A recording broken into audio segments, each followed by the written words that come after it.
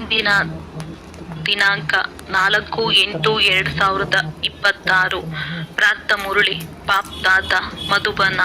ಮಧುರ ಮಕ್ಕಳೇ, ತಂದೆಯ ಬಲಭುಜವಾಗಬೇಕೆಂದರೆ ಪ್ರತಿ ಮಾತಿನಲ್ಲಿ ಸತ್ಯವಂತರಾಗಿರಿ, ಸದಾ ಶ್ರೇಷ್ಠ ಕರ್ಮ ಮಾಡಿರಿ. ಪ್ರಶ್ನೆ: ಯಾವ ಸಂಸ್ಕಾರವು ಸೇವೆಯಲ್ಲಿ ಬಹಳ ವಿಘ್ನಗಳನ್ನು ಹಾಕುತ್ತದೆ? ಉತ್ತರ: ಭಾವ ಸ್ವಭಾವದ ಕಾರಣ. ಪರಸ್ಪರ ಯಾವ ದ್ವೈತ ಮತದ ಘರ್ಷಣೆಯ ಸಂಸ್ಕಾರ ಉಂಟಾಗುತ್ತದೆಯೋ ಅದು ಸೇವೆಯಲ್ಲಿ ಬಹಳ ವಿಘ್ನ ಹಾಕುತ್ತದೆ. ಎರಡು ಮತಗಳಿಂದ ಬಹಳ ನಷ್ಟ ಉಂಟಾಗುತ್ತದೆ. ಕ್ರೋಧದ ಭೂತವು ಇಂತಹದ್ದಾಗಿದೆ. ಕ್ರೋಧಿಗಳು ಭಗವಂತನನ್ನು ಎದುರಿಸುವುದರಲ್ಲಿಯೂ ತಡ ಮಾಡುವುದಿಲ್ಲ. ಆದ್ದರಿಂದ ತಂದೆಯು ತಿಳಿಸುತ್ತಾರೆ, ಮಧುರ ಮಕ್ಕಳೇ, ಇಂತಹ ಯಾವುದೇ ಸಂಸ್ಕಾರವಿದ್ದರೆ ಅದನ್ನು ತೆಗೆದು ಹಾಕಿರಿ. ಗೀತೆ: ಅದೃಷ್ಟವನ್ನು ಬೆಳಗಿಸಿಕೊಂಡು ಬಂದಿದ್ದೇವೆ. ಓಂ ಶಾಂತಿ. ಮಧುರಾತಿ ಮಧುರ ಆತ್ಮಿಕ ಮಕ್ಕಳು, ಗೀತೆಯನ್ನು ಕೇಳಿದ್ದೀರಿ. ಆತ್ಮಿಕ ಮಕ್ಕಳು ಅರ್ಥಾತ್ ಶಿವ ತಂದೆ ಯಾರು ಪರಮಾತ್ಮನಾಗಿದ್ದಾರೆಯೋ ಅವರ ಮಕ್ಕಳಾದ ಆತ್ಮರು ಶರೀರ ರೂಪಿ ಕರ್ಮೇಂದ್ರಿಯಗಳ ಮೂಲಕ ಗೀತೆಯನ್ನು ಕೇಳಿದ್ದೀರಿ. ಈಗ ಮಕ್ಕಳು ಆತ್ಮ ಅಭಿಮಾನಿಗಳಾಗಬೇಕಾಗಿದೆ. ಬಹಳ ಪರಿಶ್ರಮವೂ ಇದೆ. ಪುನಃ ಪುನಃ ತನ್ನನ್ನು ಆತ್ಮನೆಂದು ತಿಳಿದು ತಂದೆಯನ್ನು ನೆನಪು ಮಾಡಬೇಕಾಗಿದೆ. ಇದು ಗುಪ್ತ ಪರಿಶ್ರಮವಾಗಿದೆ. ತಂದೆಯು ಗುಪ್ತವಾದರಿಂದ ಗುಪ್ತ ಪರಿಶ್ರಮ ಮಾಡಿಸುತ್ತಾರೆ. ಸ್ವಯಂ ತಂದೆಯೇ ಬಂದು ತಿಳಿಸುತ್ತಾರೆ, ಮಕ್ಕಳೇ, ನನ್ನನ್ನು ನೆನಪು ಮಾಡಿರಿ. ಇದರಿಂದ 5000 ವರ್ಷಗಳ ಹಿಂದಿನ ತರಹ ಸತೋ ಪ್ರಧಾನರಾಗುವಿರಿ. ಮಕ್ಕಳಿಗೆ ತಿಳಿದಿದೆ, ನಾವೇ ಸತೋ ಪ್ರಧಾನರಾಗಿದ್ದೆವು, ಮತ್ತೆ ನಾವೇ ಈಗ ತಮೋ ಪ್ರಧಾನರಾಗಿದ್ದೇವೆ. ಪುನಃ ಅವಶ್ಯವಾಗಿ ಸತೋ ಪ್ರಧಾನರಾಗಬೇಕಾಗಿದೆ. ಗೀತೆಯಲ್ಲಿಯೂ ಆಡುತ್ತಾರೆ, ಯಾವ ಅದೃಷ್ಟವನ್ನು ಕಳೆದುಕೊಂಡಿದ್ದಾರೆಯೋ ಅದನ್ನು ಪುನಃ ಪಡೆಯುವುದಕ್ಕಾಗಿ ಪುರುಷಾರ್ಥ ಮಾಡಿಸುವವರು ಒಬ್ಬರೇ ಸರ್ವಶಕ್ತಿವಂತ ತಂದೆಯಾಗಿದ್ದಾರೆ. ಏಕೆಂದರೆ ಎಲ್ಲರನ್ನೂ ಪಾವನರನ್ನಾಗಿ ಮಾಡುತ್ತಾರಲ್ಲವೇ. ತಂದೆಯು ಮಕ್ಕಳಿಗೆ ತಿಳಿಸುತ್ತಾರೆ, ಹೇಗೆ ಆತ್ಮಿಕ ಮಕ್ಕಳೇ ಈಗ ಅದೃಷ್ಟವನ್ನು ರೂಪಿಸಿಕೊಳ್ಳಲು ಬಂದಿದ್ದೀರಿ. ವಿದ್ಯಾರ್ಥಿಗಳು ಅದೃಷ್ಟವನ್ನು ರೂಪಿಸಿಕೊಳ್ಳಲು ಶಾಲೆಗೆ ಹೋಗುತ್ತಾರಲ್ಲವೇ, ಅವರಂತೂ ಚಿಕ್ಕ ಮಕ್ಕಳಾಗಿರುತ್ತಾರೆ. ನೀವು ಚಿಕ್ಕವರಲ್ಲ, ನೀವಂತೂ ವಾನಪ್ರಸ್ಥಿಗಳಾಗಿದ್ದೀರಿ. ಅದೃಷ್ಟವನ್ನು ರೂಪಿಸಿಕೊಳ್ಳುತ್ತಿದ್ದೀರಿ. ಕೆಲವರು ಬಹಳ ವೃದ್ಧರೂ ಇದ್ದೀರಿ. ವೃದ್ಧಾಪ್ಯಕ್ಕಿಂತಲೂ ಯೌವನದಲ್ಲಿ ಓದುವುದು ಚೆನ್ನಾಗಿರುತ್ತದೆ. ಯುವಕರ ಬುದ್ಧಿಯು ಚುರುಕಾಗಿರುತ್ತದೆ. ಈ ವಿದ್ಯೆಯಂತೂ ಎಲ್ಲರಿಗಾಗಿ ಅತಿ ಸಹಜವಾಗಿದೆ. ನಿಮ್ಮ ಶರೀರವಂತೂ ದೊಡ್ಡದಾಗಿದೆ ಎಲ್ಲವೇ.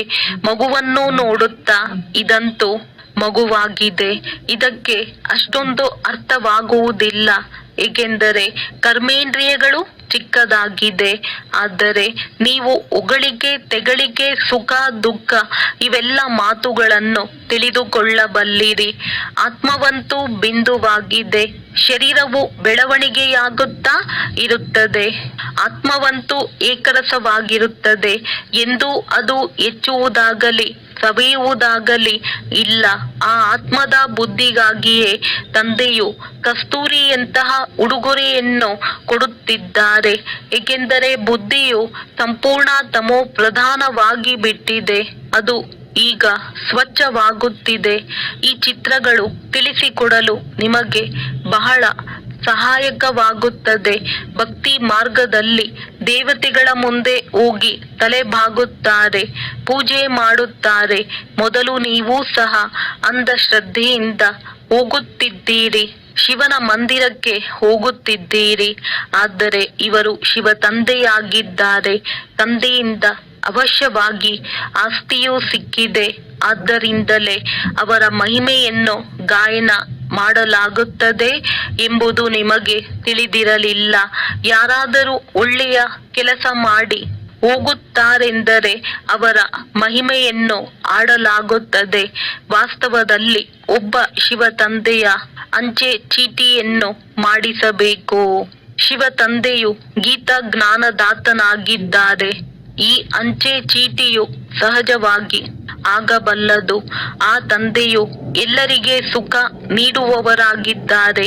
ತಂದೆಯು ತಿಳಿಸುತ್ತಾರೆ, ನಾನು ನಿಮ್ಮನ್ನು ಸುಖಧಾಮದ ಮಾಲೀಕರನ್ನಾಗಿ ಮಾಡುವವನಾಗಿದ್ದೇನೆ. ವೃದ್ಧರೂ ಸಹ ಇದನ್ನು ತಿಳಿದುಕೊಳ್ಳಬಹುದಲ್ಲವೇ? ನಾವು ಶಿವ ತಂದೆಯ ಬಳಿ ಬಂದಿದ್ದೇವೆ. ಅವರು ವಿಚಿತ್ರನಾಗಿದ್ದಾರೆ. ಅವರೇ ಈ ಚಿತ್ರದಲ್ಲಿ ಶರೀರ ಪ್ರವೇಶ ಮಾಡಿದ್ದಾರೆ. ನಿರಾಕಾರನಿಗೆ ವಿಚಿತ್ರನೆಂದು ಹೇಳಲಾಗುತ್ತದೆ. ನಾವು ಶಿವ ತಂದೆಯ ಬಳಿ ಹೋಗುತ್ತೇವೆ. ಅವರು ತಾತ್ಕಾಲಿಕವಾಗಿ ಈ ಶರೀರವನ್ನು ಧಾರಣೆ ಮಾಡಿದ್ದಾರೆಂದು ಬುದ್ಧಿಯಲ್ಲಿರುತ್ತದೆ. ಪತಿತರನ್ನು ಪಾವನರನ್ನಾಗಿ ಮಾಡಿ ಮುಕ್ತಿ ಜೀವನ್ ಮುಕ್ತಿಯನ್ನು ಕೊಡುತ್ತಾರೆ, ಅಥವಾ ಶಾಂತಿಧಾಮ ಸುಖಧಾಮದ ನಿವಾಸಿಗಳನ್ನಾಗಿ ಮಾಡುತ್ತಾರೆ. ಮನುಷ್ಯರು ಶಾಂತಿಗಾಗಿಯೇ ಪ್ರಯತ್ನ ಪಡುತ್ತಾರೆ. ಭಗವಂತ ಸಿಕ್ಕಿದ್ದರೆ ಶಾಂತಿ ಸಿಗುವುದು ಎಂದು ಪ್ರಯತ್ನ ಪಡುತ್ತಾರೆ. ಸುಖಕ್ಕಾಗಿ ಪುರುಷಾರ್ಥ ಮಾಡುವುದಿಲ್ಲ. ತಂದೆಯ ಬಳಿ ಮನೆಗೆ ಹೋಗಬೇಕು, ಭಗವಂತ ಸಿಗಬೇಕೆಂದು ಪುರುಷಾರ್ಥ ಮಾಡುತ್ತಾರೆ. ಈ ಸಮಯದಲ್ಲಿ ಎಲ್ಲರೂ ಮುಕ್ತಿಯನ್ನು ಬಯಸುವವರಾಗಿದ್ದಾರೆ. ಜೀವನ್ ಮುಕ್ತಿಯನ್ನು ಪಡೆಯುವವರು ಕೇವಲ ನೀವು ಬ್ರಾಹ್ಮಣರೇ ಆಗಿದ್ದೀರಿ. ಉಳಿದೆಲ್ಲರೂ ಮುಕ್ತಿಯನ್ನು ಬಯಸುವವರಾಗಿದ್ದಾರೆ. ಜೀವನ್ ಮುಕ್ತಿಯ ಮಾರ್ಗವನ್ನು ತಿಳಿಸುವವರು ಮತ್ಯಾರೂ ಇಲ್ಲ. ಸನ್ಯಾಸಿಗಳು ಮೊದಲಾದವರ ಬಳಿ ಹೋಗಿ ಶಾಂತಿಯನ್ನು ಬೇಡುತ್ತಾರೆ. ಮನಃಶಾಂತಿ ಹೇಗೆ ಸಿಗುವುದು ಎಂದು ಕೇಳುತ್ತಾರೆ. ಯಾರೆಲ್ಲ ಮಾರ್ಗ ತಿಳಿಸುವವರಿದ್ದಾರೆಯೋ ಅವರೆಲ್ಲರೂ ಮುಕ್ತಿಯಲ್ಲಿ ಹೋಗುವವರಾಗಿದ್ದಾರೆ. ಮೋಕ್ಷವೆಂದರೇನು ಎಂಬುದು ಸಹ ಬುದ್ಧಿಯಲ್ಲಿ ಬರುವುದಿಲ್ಲ. ಜೀವನದಿಂದ ಬೇಸತ್ತು ಹೇಳುತ್ತಾರೆ, ಮುಕ್ತಿಯಲ್ಲಿ ಹೋಗುವುದೇ ಒಳ್ಳೆಯದು ಎಂದು. ವಾಸ್ತವದಲ್ಲಿ ಮುಕ್ತಿಧಾಮವು ಆತ್ಮಗಳಿರುವ ಸ್ಥಾನವಾಗಿದೆ. ಇಷ್ಟೊಂದು ಸೇವಾ ಕೇಂದ್ರಗಳಲ್ಲಿ ಮಕ್ಕಳಿದ್ದಾರೆ. ಎಲ್ಲರೂ ತಿಳಿದುಕೊಂಡಿದ್ದಾರೆ, ನಾವು ಹೊಸ ಪ್ರಪಂಚಕ್ಕಾಗಿ ರಾಜ್ಯ ಭಾಗ್ಯವನ್ನು ತೆಗೆದುಕೊಳ್ಳುತ್ತೇವೆ. ತಂದೆಯು ನಮಗೆ ಹೊಸ ಪ್ರಪಂಚದ ರಾಜ್ಯವನ್ನು ಕೊಡುತ್ತಾರೆ. ಎಲ್ಲಿ ಕೊಡುತ್ತಾರೆ? ಹೊಸ ಪ್ರಪಂಚದಲ್ಲಿ ಕೊಡುವರೋ ಅಥವಾ ಹಳೆಯ ಪ್ರಪಂಚದಲ್ಲಿ ಕೊಡುವರೋ? ತಂದೆಯು ತಿಳಿಸುತ್ತಾರೆ, ನಾನು ಸಂಗಮದಲ್ಲಿ ಬರುತ್ತೇನೆ. ಸತ್ಯಯುಗದಲ್ಲಾಗಲಿ ಕಲಿಯುಗದಲ್ಲಾಗಲಿ ಬರುವುದಿಲ್ಲ, ಎರಡರ ಮಧ್ಯದಲ್ಲಿ ಬರುತ್ತೇನೆ. ತಂದೆಯಂತೂ ಎಲ್ಲರಿಗೆ ಸದ್ಗತಿ ನೀಡುತ್ತಾರಲ್ಲವೇ? ಎಲ್ಲರನ್ನೂ ದುರ್ಗತಿಯಲ್ಲಿ ಬಿಟ್ಟು ಹೋಗುತ್ತಾರೆಂದಲ್ಲ. ಸದ್ಗತಿ ಮತ್ತು ದುರ್ಗತಿ ಒಟ್ಟಿಗೆ ಇರಲು ಸಾಧ್ಯವಿಲ್ಲ. ಮಕ್ಕಳು ತಿಳಿದುಕೊಂಡಿದ್ದೀರಿ, ಈ ಹಳೆಯ ಪ್ರಪಂಚದ ವಿನಾಶವಾಗುವುದು. ಆದ್ದರಿಂದ ಇದರೊಂದಿಗೆ ಪ್ರೀತಿಯನ್ನು ಇಟ್ಟುಕೊಳ್ಳಬಾರದು. ನಾವೀಗ ಸಂಗಮ ಯುಗದಲ್ಲಿದ್ದೇವೆ. ಈ ಪ್ರಪಂಚವು ಬದಲಾಗಲಿದೆ ಎಂದು ಬುದ್ಧಿಯು ಹೇಳುತ್ತದೆ. ಈಗ ತಂದೆಯು ಬಂದಿದ್ದಾರೆ, ತಿಳಿಸುತ್ತಾರೆ, ನಾನು ಕಲ್ಪಕಲ್ಪವೂ ಸಂಗಮದಲ್ಲಿ ಬರುತ್ತೇನೆ. ನಿಮ್ಮನ್ನು ದುಃಖದಿಂದ ಬಿಡಿಸಿ ಹರಿದ್ವಾರಕ್ಕೆ ಕರೆದುಕೊಂಡು ಹೋಗುತ್ತೇನೆ. ಇದು ಜ್ಞಾನದ ಮಾತಾಗಿದೆ. ಹರಿದ್ವಾರ ಕೃಷ್ಣನ ದ್ವಾರ ಎಂದು ಕೃಷ್ಣಪುರಿಗೆ ಹೇಳಲಾಗುತ್ತದೆ. ಅದರ ನಂತರ ಲಕ್ಷ್ಮಣನ ಉಯ್ಯಾಲೆಯನ್ನು ಹಾಕಿದ್ದಾರೆ. ಮೊದಲು ಹರಿದ್ವಾರ ಬರುವುದು. ಸತ್ಯಯುಗಕ್ಕೆ ಹರಿದ್ವಾರವೆಂದು ಹೇಳಲಾಗುತ್ತದೆ. ನಂತರ ರಾಮ ಲಕ್ಷ್ಮಣ ಮೊದಲಾದವರನ್ನು ತೋರಿಸುತ್ತಾರೆ. ಆದರೆ ಅಂತಹ ಮಾತೇನೂ ಇಲ್ಲ. ಇವು ಕಲ್ಪನೆಯ ಮಾತುಗಳಾಗಿವೆ. ರಾಮನಿಗೆ 4 ಮಂದಿ ಸಹೋದರರನ್ನು ತೋರಿಸಿದ್ದಾರೆ, ಆದರೆ 4 ಜನರಂತೂ ಇರುವುದಿಲ್ಲ. 4-8 ಮಂದಿ ಈ ಕಲಿಯುಗದಲ್ಲಿರುತ್ತಾರೆ. ಒಂದು ಕಡೆ ಈಶ್ವರಿಯ ಸಂತಾನರಿದ್ದೀರಿ, ಇನ್ನೊಂದು ಕಡೆ ಆಸುರಿ ಸಂತಾನರಿದ್ದಾರೆ. ಈಗ ನೀವು ತಿಳಿದುಕೊಂಡಿದ್ದೀರಿ, ಶಿವ ತಂದೆಯು ಬ್ರಹ್ಮರವರ ತನುವಿನಲ್ಲಿ ಬಂದಿದ್ದಾರೆ. ಶಿವನು ತಂದೆಯಾಗಿದ್ದಾರೆ, ಬ್ರಹ್ಮರವರು ದಾದಾ ಆಗಿದ್ದಾರೆ, ಪ್ರಜಾಪಿತ ಆಗಿದ್ದಾರೆ. ಆ ಆತ್ಮರ ಪಿತನಂತೂ ಅನಾದಿಯಾಗಿದ್ದಾರೆ. ಈ ಸಮಯದಲ್ಲಿ ಬ್ರಾಹ್ಮಣರನ್ನು ರಚಿಸುತ್ತಾರೆ. ಶಿವ ತಂದೆಯು ಸಾಲಿಗ್ರಾಮಗಳನ್ನು ರಚಿಸುವುದಿಲ್ಲ. ಸಾಲಿಗ್ರಾಮಗಳಂತೂ ಅವಿನಾಶಿಯಾಗಿದೆ. ಕೇವಲ ತಂದೆಯು ಬಂದು ಸಾಲಿಗ್ರಾಮಗಳನ್ನೇ ಪವಿತ್ರರನ್ನಾಗಿ ಮಾಡುತ್ತಾರೆ. ಆತ್ಮವು ಪವಿತ್ರವಾಗುವವರೆಗೆ ಶರೀರವು ಪವಿತ್ರವಾಗಲು ಹೇಗೆ ಸಾಧ್ಯ? ನಾವಾತ್ಮರು ಪವಿತ್ರರಾಗಿದ್ದಾಗ ಸತೋ ಪ್ರಧಾನರಾಗಿದ್ದೆವು. ಈಗ ಅಪವಿತ್ರ ತಮೋ ಪ್ರಧಾನರಾಗಿದ್ದೇವೆ ಅಂದ ಮೇಲೆ ಪುನಃ ಸತೋ ಪ್ರಧಾನರಾಗುವುದು ಹೇಗೆ? ಇವಂತೂ ಸಹಜವಾಗಿ ತಿಳಿದುಕೊಳ್ಳುವ ಮಾತುಗಳಾಗಿವೆ. ಈ ಸಮಯದಲ್ಲಿ ಆತ್ಮದಲ್ಲಿ ತುಕ್ಕು ಸೇರಿರುವ ಕಾರಣ ನೀವು ಪತಿತ ತಮೋ ಪ್ರಧಾನರಾಗಿ ಬಿಟ್ಟಿದ್ದೀರಿ. ಈಗ ಪುನಃ ಸತೋ ಪ್ರಧಾನರಾಗಬೇಕಾಗಿದೆ. ಲೆಕ್ಕಾಚಾರಗಳನ್ನು ಮುಗಿಸಿಕೊಂಡು ಎಲ್ಲರೂ ಶಾಂತಿಧಾಮ ಹಾಗೂ ಸುಖಧಾಮದಲ್ಲಿ ಬರುತ್ತೀರಿ. ಆತ್ಮಗಳು ಹೇಗೆ ಬರುತ್ತಾರೆ ಎಂಬುದನ್ನು ಸಹ ನಿರಾಕಾರಿ ವೃಕ್ಷವನ್ನು ಮಾಡಿ ಅದರಲ್ಲಿ ಬಲ್ಬುಗಳನ್ನು ಹಾಕಿ ಕ್ರಿಶ್ಚಿಯನ್ನರ ಆಚರಣೆ ಮಾಡುತ್ತಾರೆ. ನಿಮಗೆ ತಿಳಿದಿದೆ, ಇವರೆಲ್ಲರೂ ಭಿನ್ನ ಭಿನ್ನ ಶಾಖೆಗಳಾಗಿದ್ದಾರೆ. ಅಲ್ಲಿಂದ ಮೊಟ್ಟ ಮೊದಲು ಆತ್ಮರು ಹೇಗೆ ಕೆಳಗಿಳಿಯುತ್ತಾರೆ ಎಂಬ ಜ್ಞಾನವು ನಿಮಗೆ ಸಿಕ್ಕಿದೆ. ನಾವಾತ್ಮರ ಮನೆಯು ಶಾಂತಿಧಾಮವಾಗಿದೆ, ಈಗ ಸಂಗಮವಾಗಿದೆ. ಅಲ್ಲಿಂದ ಎಲ್ಲ ಆತ್ಮರು ಬಂದು ಬಿಡುತ್ತಾರೆ, ನಂತರ ಎಲ್ಲರೂ ಹೋಗುತ್ತಾರೆ. ಪ್ರಳಯವಂತೂ ಆಗುವುದಿಲ್ಲ. ನೀವು ತಿಳಿದುಕೊಂಡಿದ್ದೀರಿ, ತಂದೆಯಿಂದ ನಾವು ಅದೃಷ್ಟವನ್ನು ರೂಪಿಸಿಕೊಳ್ಳಲು ಪುನಃ ಸ್ವರಾಜ್ಯವನ್ನು ಪಡೆಯಲು ಬಂದಿದ್ದೇವೆ. ಇದು ಕೇವಲ ಹೇಳುವುದಕ್ಕೆ ಮಾತ್ರವಲ್ಲ, ನೆನಪಿನಿಂದಲೇ ಆಸ್ತಿಯು ಸಿಗುವುದು. ತಂದೆಯು ತಿಳಿಸುತ್ತಾರೆ, ದೇಹ ಸಹಿತ ಯಾರೆಲ್ಲ ದೇಹದ ಮಿತ್ರ ಸಂಬಂಧಿ ಮೊದಲಾದವರಿದ್ದಾರೆಯೋ ಎಲ್ಲರನ್ನೂ ಮರೆಯಿರಿ. ಚಿತ್ರ ಮತ್ತು ವಿಚಿತ್ರನೂ ಇದ್ದಾರಲ್ಲವೇ? ಯಾರನ್ನು ಈ ಕಣ್ಣುಗಳಿಂದ ನೋಡಲು ಸಾಧ್ಯವಿಲ್ಲವೋ ಅವರಿಗೆ ವಿಚಿತ್ರವೆಂದು ಹೇಳಲಾಗುತ್ತದೆ. ಇವು ಬಹಳ ಸೂಕ್ಷ್ಮ ಮಾತುಗಳಾಗಿವೆ. ಆತ್ಮವು ಎಷ್ಟು ಚಿಕ್ಕದಾಗಿದೆ. ಅದು ಪದೇ ಪದೇ ಪಾತ್ರವನ್ನು ಅಭಿನಯಿಸಬೇಕಾಗುತ್ತದೆ. ಮತ್ಯಾರ ಬುದ್ಧಿಯಲ್ಲಿಯೂ ಈ ಮಾತುಗಳಿರುವುದಿಲ್ಲ. ಮೊಟ್ಟ ಮೊದಲು ಇದನ್ನು ಬುದ್ಧಿಯಲ್ಲಿ ಕುಳ್ಳರಿಸಬೇಕಾಗಿದೆ. ನಾವಾತ್ಮರಾಗಿದ್ದೇವೆ, ಅವರು ನಮ್ಮ ತಂದೆಯಾಗಿದ್ದಾರೆ. ಅವರನ್ನೇ ಪತಿತ ಪಾವನ ಏ ಭಗವಂತ ಎಂದು ಹೇಳಿ ನೆನಪು ಮಾಡುತ್ತಾರೆ. ಮತ್ತೆಲ್ಲಿಯೂ ಹೋಗಬೇಕಾಗಿಲ್ಲ. ಅಂದ ಮೇಲೆ ಒಬ್ಬರನ್ನೇ ನೆನಪು ಮಾಡಬೇಕಲ್ಲವೇ? ಭಗವಂತನನ್ನು ನೆನಪು ಮಾಡುತ್ತಾರೆ ಅಂದ ಮೇಲೆ ಅವಶ್ಯವಾಗಿ ಅವರಿಂದ ಏನೋ ಸಿಗುವುದಲ್ಲವೇ? ಮತ್ತೆ ಅಲ್ಲಿ ಇಲ್ಲಿ ಏಕೆ ಅಲೆಯುತ್ತೀರಿ? ಭಗವಂತನು ಪರಮಧಾಮದಿಂದ ಬರಬೇಕಾಗುತ್ತದೆ ಎಲ್ಲವೇ? ನಾವಂತೂ ಹೋಗಲು ಸಾಧ್ಯವಿಲ್ಲ, ಏಕೆಂದರೆ ಪತಿತರಾಗಿದ್ದೇವೆ. ಪತಿತರು ಅಲ್ಲಿಗೆ ಹೋಗಲು ಸಾಧ್ಯವಿಲ್ಲ. ನೀವೀಗ ಆಶ್ಚರ್ಯಚಕಿತರಾಗುತ್ತೀರಿ. ಭಕ್ತಿ ಮಾರ್ಗದ ಪಾತ್ರವು ಎಷ್ಟು ಅದ್ಭುತವಾಗಿದೆ. ಏ ಈಶ್ವರ, ಏ ಪರಮಪಿತ, ಓ ಗಾಡ್ ಫಾದರ್ ಎಂದು ಒಬ್ಬ ಭಗವಂತನನ್ನು ನೆನಪು ಮಾಡುತ್ತಾರೆ. ಯಾವಾಗ ಅವರೊಬ್ಬರೇ ಆಗಿದ್ದಾರೆ ಅಂದ ಮೇಲೆ ಮತ್ತೆ ಅಲ್ಲಿ ಇಲ್ಲಿ ಏಕೆ ಅಲೆದಾಡುತ್ತೀರಿ? ಅವರು ಮೇಲಿರುತ್ತಾರೆ. ಆದರೆ ಇದೆಲ್ಲವೂ ನಿಗದಿಯಾಗಿದೆ. ಡ್ರಾಮಾ ಅನುಸಾರ ತಿಳುವಳಿಕೆ ಹೀನರಾಗಿ ಭಕ್ತಿ ಮಾಡುತ್ತಾರೆ. ನೀವೀಗ ಪುನಃ ಬೇಅದ್ದಿನ ಬುದ್ಧಿವಂತರಾಗುತ್ತೀರಿ. ಶ್ರೀಮತದಂತೆ ನಡೆಯುವವರೇ ಬುದ್ಧಿವಂತರಾಗುತ್ತಾರೆ. ಅವರು ಗುಪ್ತವಾಗಿರಲು ಸಾಧ್ಯವಿಲ್ಲ. ಅವರು ಸದಾ ಶ್ರೇಷ್ಠಾಚಾರಿ ಕಾರ್ಯಗಳನ್ನೇ ಮಾಡುತ್ತಾರೆ. ತಂದೆಯು ತಿಳಿಸುತ್ತಾರೆ, ನಾನು ದುಃಖಹರ್ತ ಸುಖಕರ್ತನಾಗಿದ್ದೇನೆ ಅಂದ ಮೇಲೆ ಮಕ್ಕಳೂ ಸಹ ಎಷ್ಟೊಂದು ಮಧುರರಾಗಬೇಕು, ತಂದೆಯ ಬಲಭುಜವಾಗಬೇಕು. ಇಂತಹ ಮಕ್ಕಳೇ ತಂದೆಗೆ ಪ್ರಿಯರಾಗುತ್ತಾರೆ. ಬಲಭುಜಗಳಲ್ಲವೇ? ನಿಮಗೆ ತಿಳಿದಿದೆ, ಎಡಗೈಯಿಂದ ಅಷ್ಟೊಂದು ಕೆಲಸ ಮಾಡಲು ಸಾಧ್ಯವಿಲ್ಲ, ಏಕೆಂದರೆ ಬಲಗೈ ಒಳ್ಳೆಯ ಕಾರ್ಯವನ್ನು ಮಾಡುತ್ತದೆ. ಆದ್ದರಿಂದ ಬಲಗೈಯನ್ನು ಶುಭ ಕಾರ್ಯದಲ್ಲಿ ಉಪಯೋಗಿಸುತ್ತಾರೆ. ಯಾವಾಗಲೂ ಬಲಗೈಯಿಂದಲೇ ಪೂಜೆ ಮಾಡುತ್ತಾರೆ. ತಂದೆಯು ತಿಳಿಸುತ್ತಾರೆ, ಪ್ರತಿ ಮಾತಿನಲ್ಲಿ ಸತ್ಯವಂತರಾಗಿ ತಂದೆಯು ಸಿಕ್ಕಿದ್ದಾರೆ ಅಂದ ಮೇಲೆ ಖುಷಿ ಇರಬೇಕಲ್ಲವೇ? ತಂದೆಯು ಹೇಳುತ್ತಾರೆ, ಮಕ್ಕಳೇ, ನನ್ನೊಬ್ಬನನ್ನೇ ನೆನಪು ಮಾಡಿರಿ. ಇದರಿಂದ ಮತ್ತೆ ಅಂತ್ಯಮತಿ ಸೋಗತಿಯಾಗುವುದು.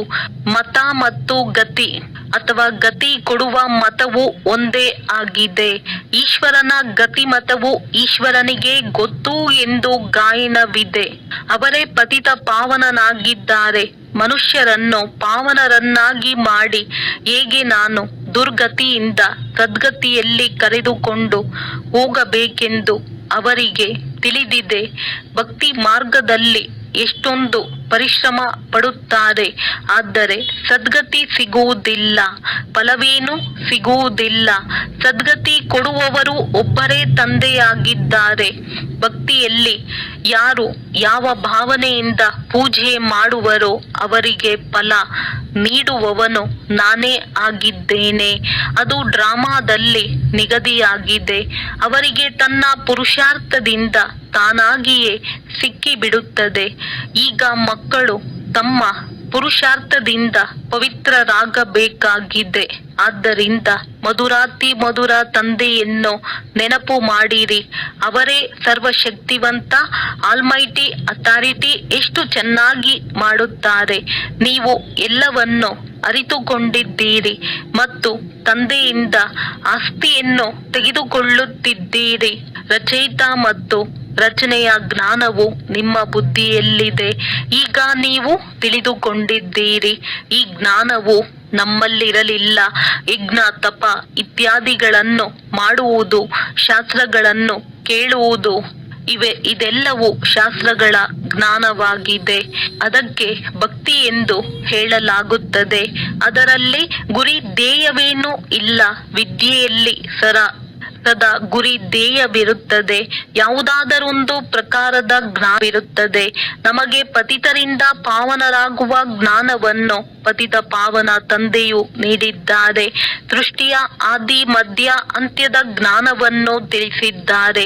ಈ ಸೃಷ್ಟಿ ಚಕ್ರವು ಹೇಗೆ ಸುತ್ತುತ್ತದೆ, ಇದರಲ್ಲಿ ಎಲ್ಲರೂ ಪಾತ್ರಧಾರಿಗಳಾಗಿದ್ದಾರೆ. ಈ ಅನಾದಿ ನಾಟಕವು ಮಾಡಲ್ಪಟ್ಟಿದೆ ಎಂಬ ಈ ಬೇಹದ್ದಿನ ಜ್ಞಾನವು ಅವಶ್ಯವಾಗಿ ಇರಬೇಕಾಗಿದೆ. ನೀವು ಮಕ್ಕಳು ತಿಳಿದುಕೊಂಡಿದ್ದೀರಿ. ನೀವು ಈಗ ಘೋರ ಅಂಧಕಾರದಿಂದ ಘೋರ ಪ್ರಕಾಶತೆಯಲ್ಲಿ ಹೋಗುತ್ತಿದ್ದೀರಿ. ನೀವೀಗ ದೇವತೆಗಳಾಗುತ್ತಿದ್ದೀರಿ. ಇದನ್ನು ತಿಳಿಸಬೇಕಾಗಿದೆ. ಆದಿ ಸನಾತನ ದೇವಿ ದೇವತಾ ಧರ್ಮವಾಗಿದೆ. ಇದನ್ನು ಹಿಂದೂ ಧರ್ಮವೆಂದು ಹೇಳಿಬಿಟ್ಟಿದ್ದಾರೆ. ಕೊನೆಗೆ ಈ ಮಾತು ಸಹ ಮನುಷ್ಯರಿಗೆ ಅರ್ಥವಾಗುತ್ತದೆ. ಆದ್ದರಿಂದ ಮಕ್ಕಳು ಎದ್ದು ನಿಲ್ಲಬೇಕು. ಇದರಲ್ಲಿ ಬಹಳ ಮಂದಿ ಮಕ್ಕಳು ಬೇಕಾಗಿದೆ. ದೆಹಲಿಯಲ್ಲಿ ಸಮ್ಮೇಳನಗಳನ್ನು ಮಾಡಬೇಕಾಗಿದೆ. ದೆಹಲಿಗೆ ಫರಿಸ್ತಾನವೆಂದು ಹೇಳಲಾಗುತ್ತದೆ. ಇದೇ ಜಮುನಾ ನದಿಯ ತೀರವಾಗಿತ್ತು. ದೆಹಲಿಯು ರಾಜಧಾನಿಯಾಗಿದೆ. ಅನೇಕರ ಕೈ ಸೇರಿದೆ. ದೇವತೆಗಳ ರಾಜಧಾನಿಯೂ ಇದೇ ಆಗಿತ್ತು. ಆದ್ದರಿಂದ ದೆಹಲಿಯಲ್ಲಿ ಬಹಳ ದೊಡ್ಡ ಸಮ್ಮೇಳನಗಳನ್ನು ಮಾಡಬೇಕು. ಆದರೆ ಮಾಯೆಯು ಮಾಡಲು ಬಿಡುವುದಿಲ್ಲ. ಬಹಳ ವಿಘ್ನಗಳನ್ನು ಹಾಕುತ್ತದೆ. ಇಂದು ಭಾವ ಸ್ವಭಾವಗಳು ಹೆಚ್ಚಾಗುತ್ತಿದೆ. ಮತಭೇದ. ಮಕ್ಕಳು ಪರಸ್ಪರ ಸೇರಿ ಸರ್ವೀಸಿನಲ್ಲಿ ತೊಡಗಬೇಕಾಗಿದೆ. ಹೇಗೆ ಅವರೂ ಸಹ ಪರಸ್ಪರ ಹೊಂದಿಕೊಳ್ಳದಿದ್ದರೆ ರಾಜ್ಯವೇ ಹೊರಟು ಹೋಗುತ್ತದೆ. ಎರಡು ಪಂಗಡಗಳಾಗಿ ಬಿಟ್ಟರೆ ರಾಷ್ಟ್ರಪತಿಯನ್ನು ಆರಿಸಿ ಬಿಡುತ್ತಾರೆ. ವೈದ್ಯ ಮತವು ಬಹಳ ನಷ್ಟವನ್ನುಂಟು ಮಾಡುತ್ತದೆ. ಮತ್ತೆ ಭಗವಂತನಿಗೂ ಎದುರು ನಿಲ್ಲಲು ನಿಧಾನಿಸುವುದಿಲ್ಲ. ಬಹಳ ನಷ್ಟ ಹೊಂದುತ್ತಾರೆ. ಕ್ರೋಧದ ಭೂತವು ಬಂದು ಬಿಟ್ಟರೆ ಮಾತೇ ಕೇಳಬೇಡಿ. ಆದ್ದರಿಂದಲೇ ತಂದೆಯು ಹೇಳುತ್ತಾರೆ, ಬೆಲ್ಲದ ರುಚಿ ಬೆಲ್ಲಕ್ಕೆ ಗೊತ್ತು, ಬೆಲ್ಲದ ಚೀಲಕ್ಕೆ ಗೊತ್ತು. ತಂದೆಯು ಮಕ್ಕಳಿಗೆ ಸೃಷ್ಟಿಯ ಆದಿ ಮಧ್ಯ ಅಂತ್ಯದ ಜ್ಞಾನವನ್ನು ತಿಳಿಸುತ್ತಿದ್ದಾರೆ. ಈಗ ಧಾರಣೆ ಮಾಡುವುದು ಬಿಡುವುದು ಅವರವರ ಪುರುಷಾರ್ಥದ ಮೇಲಿದೆ. ತಂದೆಯು ಆಶೀರ್ವಾದ ಅಥವಾ ಕೃಪೆ ಮಾಡಿಬಿಡುತ್ತಾರೆ ಎಂದಲ್ಲ. ಇದರಲ್ಲಿ ಕೃಪೆಯ ಮಾತಿಲ್ಲ. ಒಂದು ವೇಳೆ ಪ್ರೇರಣೆಯಿಂದ ಯೋಗ ಮತ್ತು ಜ್ಞಾನವನ್ನು ಕಲಿಸುವಂತಿದ್ದರೆ ನಾನೇಕೆ ಈ ಕೊಳಕು ಪ್ರಪಂಚದಲ್ಲಿ ಬರುತ್ತಿದ್ದೇನೋ? ಪ್ರೇರಣೆ, ಆಶೀರ್ವಾದ ಇವೆಲ್ಲವೂ ಭಕ್ತಿ ಮಾರ್ಗದ ಮಾತುಗಳಾಗಿವೆ. ಇಲ್ಲಂತೂ ಪುರುಷಾರ್ಥ ಮಾಡಬೇಕಾಗಿದೆ. ಪ್ರೇರಣೆಯ ಮಾತಿಲ್ಲ. ನಿಮಗೆ ಒಟ್ಟಿಗೆ 3 ಇಂಜಿನ್ಗಳು ಸಿಕ್ಕಿವೆ. ಅಲ್ಲಾದರೆ ತಂದೆಯೇ ಬೇರೆ, ಶಿಕ್ಷಕನೇ ಬೇರೆ ಸಿಗುತ್ತಾರೆ ಮತ್ತು ಕೊನೆಯಲ್ಲಿ ಗುರುಗಳು ಸಿಗುತ್ತಾರೆ. ಇಲ್ಲಿ 3 ಒಟ್ಟಿಗೆ ಇರುತ್ತಾರೆ.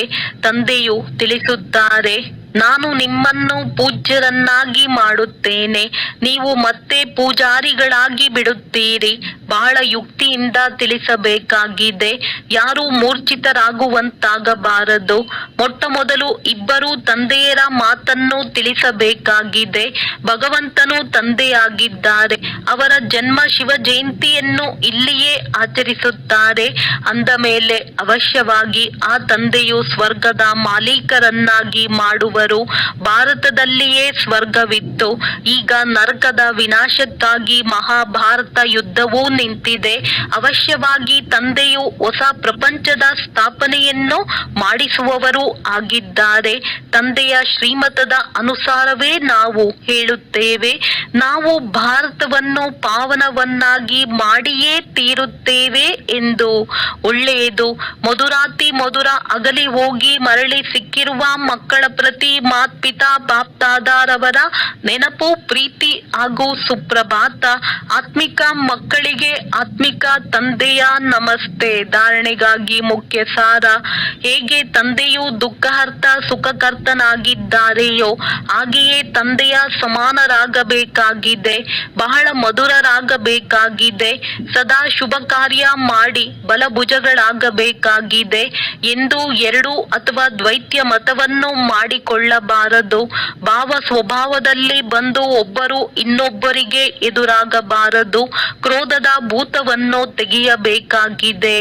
ವರದಾನ: ಸ್ವಯಂನ ಸ್ಮೃತಿಯಲ್ಲಿದ್ದು ತಮ್ಮ ಪ್ರತಿಯೊಂದು ಕರ್ಮವನ್ನು ನಿಯಮಿತವಾಗಿ ಮಾಡಿಕೊಳ್ಳುವ ಅಥಾರಿಟಿ ಸ್ವರೂಪ ಭವ. ಹೇಗೆ ಸಾಕಾರದಲ್ಲಿ ಸ್ವಯಂನ ಸ್ಮೃತಿಯಲ್ಲಿ ಇರುವುದರಿಂದ ಯಾವ ಕರ್ಮವನ್ನು ಮಾಡಿದ್ದೀರಿ ಅದೇ ಬ್ರಾಹ್ಮಣ ಪರಿವಾರದ ನಿಯಮವಾಯಿತು. ಸ್ವಯಂನ ನಶೆಯಲ್ಲಿರುವ ಕಾರಣ ಅಧಿಕಾರದಿಂದ ಏಳಲಾಗುತ್ತಿತ್ತು. ಒಂದು ವೇಳೆ ಸಾಕಾರನ ಮೂಲಕ ಯಾವುದೇ ಉಲ್ಟ ಕರ್ಮವಾಯಿತೆಂದರೂ ಅದನ್ನು ಸುಲ್ಟ ಮಾಡಿಬಿಡುತ್ತಾರೆ. ಯಾವುದೇ ಕರ್ಮವು ಉಲ್ಟ ಆಗಲು ಸಾಧ್ಯವೇ ಇಲ್ಲ. ಇದು ಸ್ವಯಂನ ಸ್ವರೂಪದ ಸ್ಮೃತಿಯಲ್ಲಿ ಇರುವುದರಿಂದ ಈ ನಶೆ ಇರುತ್ತದೆ. ತಾವು ಮಕ್ಕಳು ಸಹ ಯಾವಾಗ ಸ್ವಯಂನ ಸ್ಥಿತಿಯಲ್ಲಿ ಸ್ಥಿತರಾಗುತ್ತೀರೆಂದರೆ ಸಂಕಲ್ಪವೇನು ನಡೆಯುತ್ತದೆ, ಯಾವ ಮಾತನ್ನು ನುಡಿಯುತ್ತೀರಿ ಅಥವಾ ಕರ್ಮವನ್ನು ಮಾಡುತ್ತೀರಿ ಅದೇ ನಿಯಮವಾಗಿ ಬಿಡುತ್ತದೆ. ಸ್ಲೋಗನ್: ಪವಿತ್ರತೆಯ ಸ್ತಂಭವು ಸಮರ್ಥವನ್ನಾಗಿ ಮಾಡಿರಿ. ಆಗ ಈ ಸ್ತಂಭವು ಲೈಟ್ ಹೌಸ್ನ ಕಾರ್ಯವನ್ನು ಮಾಡುತ್ತಿರುತ್ತದೆ. ಅವ್ಯಕ್ತ ಸೂಚನೆಗಳು: ಅಪವಿತ್ರತೆಯ ಬೀಜವನ್ನು ಸಮಾಪ್ತಿ ಮಾಡಿ ಸಂಪೂರ್ಣ ಸ್ವಚ್ಛ ಪವಿತ್ರ ಆಗಿರಿ. ಒಂದು ವೇಳೆ ಬುದ್ಧಿಯಲ್ಲಿ ಅಶುದ್ಧ ಸಂಕಲ್ಪಗಳು ಅಥವಾ ಹಳೆಯ ಸಂಸ್ಕಾರ ಸಂಕಲ್ಪ ರೂಪದಲ್ಲಿಯೂ ಸಹ ಟಚ್ ಆಗುತ್ತದೆ ಎಂದರೆ ಸಂಪೂರ್ಣ ವೈಷ್ಣವ ಎಂದು ಹೇಳುವುದಿಲ್ಲ. ಹೇಗೆ ಯಾರಾದರೂ ಅಕರ್ತವ್ಯದ ಕಾರ್ಯ ನೋಡುತ್ತಾರೆ ಎಂದರೂ ನೋಡುವುದರ ಪ್ರಭಾವವೂ ಸಹ ಬೀಳುತ್ತದೆ.